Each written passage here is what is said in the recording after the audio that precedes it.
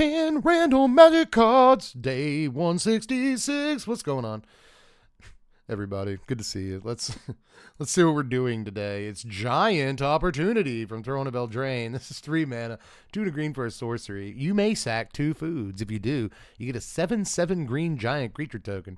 Otherwise, you get 3 food tokens. Pretty good in food. I guess in the context of food deck, this is like a 5.5. You know, it's actually pretty good when you really think about it. But outside of the context of food decks, it's not good at all. I guess it gives you 3 artifacts. It could be worse, but I'm just gonna give Giant Opportunity a 4.6 to start the day. Is that too good? This actually isn't very good. 4.2. Let's go 4.2 on Geo. That's better. Even though, is this card even like a 3? I don't know. People are gonna fight me on this. But again, I'm trying to mostly say, like, some people are actually going to play food decks, and so in those decks, it's good. So I'm going to rate it a little higher than it might actually be. Has anybody ever cast this card? Let me know in the comments section. I want to know. Night Soil. Oh, this is a great card, actually, from Fallen Empires. How often do you hear that? This is a great card from Fallen Empires. It really is, though. This is 2 green mana for an enchantment. Pay 1 to exile 2 creature cards from a single graveyard. Create a 1/1 green sapperling creature token. You see that? You see that? It doesn't have to be from your graveyard. So in Commander, this is good for only a single mana, the activated ability at least, you know, for only a single mana. You get to mess with someone's graveyard in a pretty extreme way. 2 creature cards at once for a single mana is really good. And then you get board presence for having done this. Really, really good, man. And then obviously, you know, if you're filling your graveyard with guys and you don't care about those, you're not going to reanimate them or anything, then this can just give you an army of sapperling tokens, which are actually like, in certain decks, like a relevant creature type. So pretty cool, man. Honestly, I think that in some ways Night Soil is one of the best cards. Like, it's in the top 10 cards from Fallen Empires. Hey Deb, do that video. I actually already have done that video. Check it out. It's on the channel. But anyway, yeah, Night Soil I'm going to give like a 5.3 to. You know? It's a little more mana intensive than it looks, and it takes a little bit more doing than it looks, because not everyone's going to have 2 creatures in their yard in a given time. But this follows up sweepers really well, and actually gives you an army of dudes like faster than you might think in the mid and late game. You can really do some work, especially considering you play it. You can go ahead and pump a bunch of mana into it and get like 3 or 4 guys at least. So yeah, I've always liked Night Soil. I'll give this like a 5.3 at least. And honestly, I'm being demure here because I want to give it a higher score than that, but I won't. Just a really good. I'm glad we got you, man. Of all the Fallen Empires cards, you're one of them. Seriously, though, you are good. You're a good dude. Irreverent.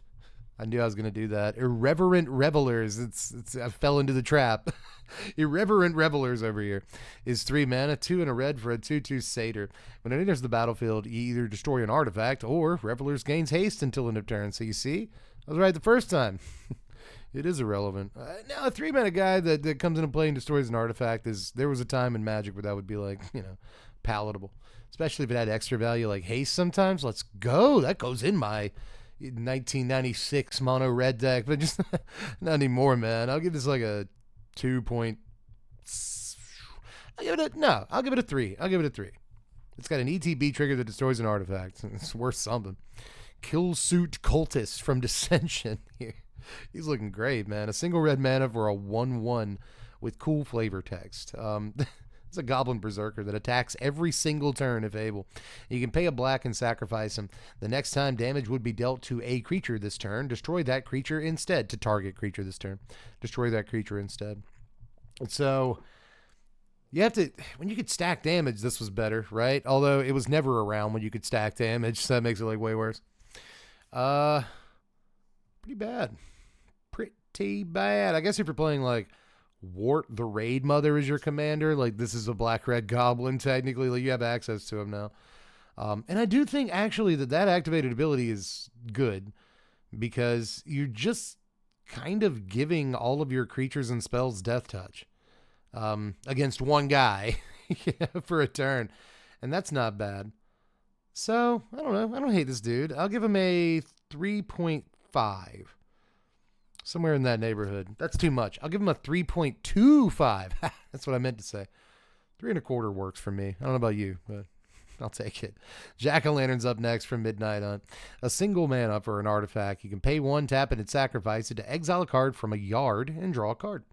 You can also pay 1 and exile it from your yard to add a mana of any color in case you needed some mana fixing. That's cute. But it's also a card leaving your graveyard, which matters for certain things. But, you know, mostly interesting little utility thing that allows you to mess with a graveyard while still cantripping. And I've always kind of liked this. I've never seen a single person play it in anything, Commander, Standard, whatever. I've never seen it work, but at the same time, sick card. I like that it's a jack-o'-lantern. Can I just say that? I like that jack-o'-lanterns as a concept have a magic card. Sounds cool. I like jack-o'-lanterns. One of my favorite parts of Halloween is carving pumpkins, but I suck at it. My wife's like really good at carving pumpkins. I always make like a smiling pumpkin. She always makes some amazing scene. I just make, you check my Twitter, you'll see.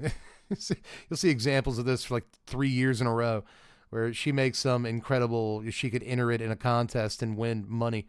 And I just enter the same pumpkin that I was carving when I was 7 years old. Still, I love jack-o'-lanterns. Glad that you have a card as a concept, but altogether, you're not that impressive.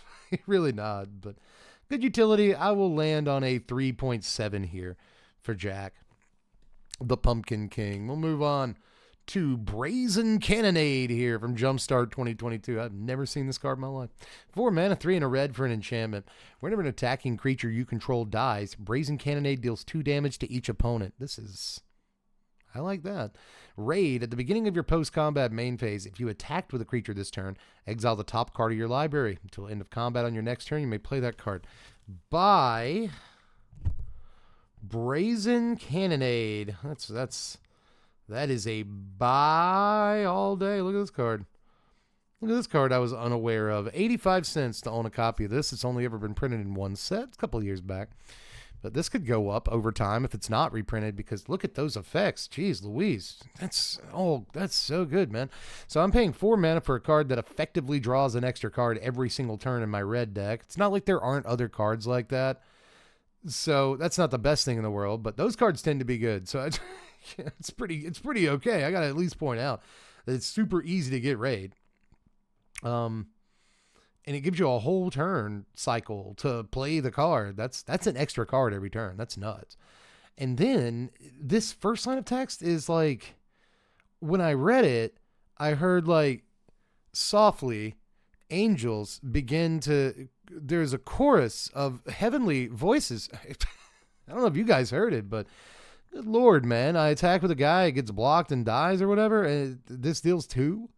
Whenever it procs like more than once in a combat.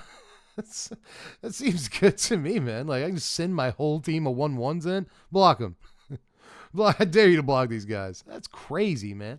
And it goes really well with, you know, like what is it, raid bombardment or whatever, the thing that like deals the damage to your opponents whenever you attack with a 1 power guy or whatever it is, or a creature with power 2 or less. That seems great. This, man, you set this up so well. I love this card. I'm going to ask the audience here because I do not trust my judgment. I will judge the card, but I kind of don't trust my own judgment on this card because I'm just now seeing it for the first time. I think that maybe I'm doing a thing where I'm infatuated. You know, sometimes you meet somebody, you go out once, you know, and you just like, oh, they're the coolest person I've ever met in my life. You know what I mean? And then, oh, they're so pretty and they're so handsome. And you're just kind of blinded to the fact that they stole your wallet. You know, sometimes it's hard to be a good judge of character when you're blinded by such beauty. And a card like this definitely, it's doing it for me on first sight. So maybe check me before I wreck me down there in the comments. Let me know what you would give this card. But I'm gonna tell you right now, I'm gonna give this card like a 6.8. I know it's 4 mana, but like, good Lord, this looks nuts, dude. Like any small, like go wide, like goblins, right? Like anything like that in Commander, like it feels like it has to play a copy of this card. So I'm sticking with it, dude. 6.8 is my final answer. I like this a lot. like I'm gonna own a copy in the next couple of weeks. It's coming to my house. But Curse of Clinging Webs is up next from Midnight Hunt Commander. 3 mana, 2 and a green for an aura, a curse that enchants a player.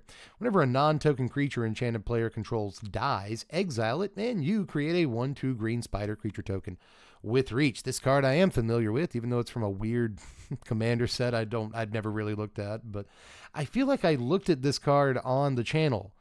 Right, like I did like a top 3 cards from the Midnight Hunt Commander because there weren't enough cards during previous season to fill out a whole day. So I want to say I pointed this card out specifically on the channel before because I thought it was really cool. I hate that it's non-token. I'm not a big fan, and I kind of wish it was just all opponents rather than having to enchant one person. But all that said and done, I think that like you could probably get a whole bunch of spiders out of this over the course of a game, you know, especially depending on who you target. If they got a bunch of creatures, right? So I like it, but there are some stops on it that I don't love. Again, non-tokens, only one guy. So even though this does command a decent price tag, right? 2 1/4, people are playing it. Altogether, though, I'm not going to give this more than like a 5.1 because I want it to make more spiders than it probably does. But, you know, spiders decks have to play it, and spiders decks are cool. But anyway, 5.1 is better than I usually give cards. So there's that. Phyrexian Colossus. Ooh, all right, Magic history, everybody. This is 7 mana for an 8/8 artifact creature. It's a Phyrexian Golem. It doesn't untap during your untap phase, but you can pay 8 life to untap it. Look at that. It also can't be blocked by fewer than 3 creatures. Now, to understand why this is an important card, it still fetches $1 from Urza's Saga.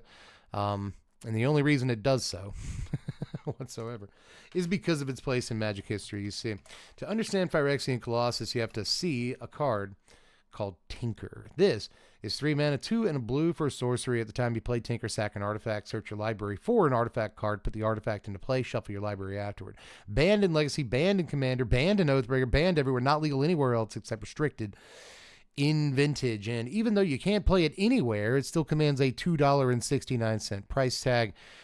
Mostly because, again, of its spot in history and just the fact that it's a ridiculously powerful card. If you couldn't tell, first of all, we had 0-cost artifacts back then. Even in Standard, we had like Lotus Petal and whatnot. Baubles. We also had, though, like a 0/3, right? Phyrexian. It's like a 0/3 for 0 mana. You know, it was like an Ornithopter take. It just didn't have flying, but it did have an extra point of toughness.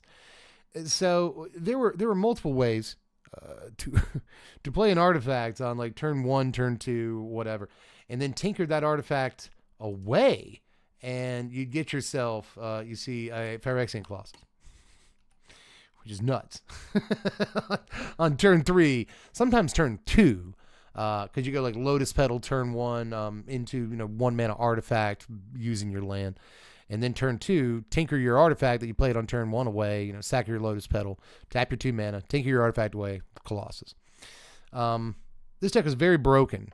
And, you know, in the finals of a Pro Tour, it faced off against each other. But I'm pretty sure that entire top 8 was all like Tinker. So action was taken on Tinker. And Phyrexian Colossus kind of died for its sins. You know what I mean? Like, Tinker got restricted. Actually, I think Tinker got banned in Standard at the time. And then no one ever played Colossus ever again. But for a point, there was a time when this vanilla 8/8 with a downside was the talk of the town, man. It can't be blocked by fewer than 3 creatures, which was actually an upside because, again, you're playing it on turn 2 or 3. So the chances are they don't have creatures to block it, and you kill them. So just really neat card that I'm going to give the honorary 5 because if I was actually rating it, it would have to be like a 3. It's not very good. But, man, it came around at exactly the right time and place, didn't it? To be, to take a seat in the halls of Magic history. But let's move on to Harvest Season. Good, decent card here. This is from Amonkhet originally. 3 mana, 2 and a green for a sorcery. Search your library for up to X basic land cards, X being the number of tapped creatures you control. Put those cards onto the battlefield tapped, shuffle your library. So if you have a bunch of mana dorks, is the best way to facilitate this. You can attack with your guys. And that's, you know, they survive combat. There you go. But usually the best way to do this is to tap 3 mana dorks to play this card and just go get 3 lands. It's very, very good. But obviously on some commander boards, this can put, 8 to 10 lands into play like relatively easily. Also works pretty well with Convoke and just other things that let you tap your own guys down. Dudes with any kind of activated ability that taps them, right? So really actually sick card here that I am going to maybe surprise you and give a 6 to. I think this is a very effective form of ramp in a lot of, commander decks that can leverage it. And a lot of decks can. So good card. We'll move on to Moldgraph Millipede, our final card of the day from Crimson Vow. This is 5 mana, 4 and a green for a 2/2 insect horror. When it enters the battlefield, mill 3 cards, then put a +1/+1 counter on Millipede for each creature card in your graveyard. That's kind of neat, right?